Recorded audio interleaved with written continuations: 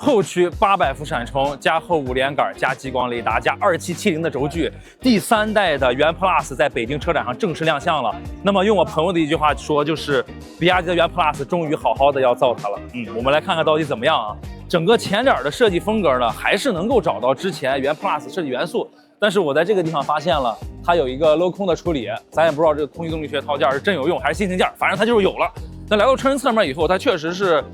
经过加长了以后显得比较宽广了，就是这个车大了以后就显好嘛，外加这一个淡蓝色的车漆，你就会觉得这车本身就是个10几万的车，竟然有点高级感了。虽然呢正式售价还没有出来，但是呢哪怕说它有了激光雷达，有了这个什么云辇的系统，它大概的售价呢也就是在15万上下，再贵的话估计没人买了。那么也是用到了这种半隐藏式的门把手，然后里边的整个内饰的风格呢依然还是非常比亚迪的，对不对？但是也是能够尽量的把这个精致感给你营造到位。那么虽然呢不让咱进去，但是且这么一看，后排空间的话，它绝对不是说像之前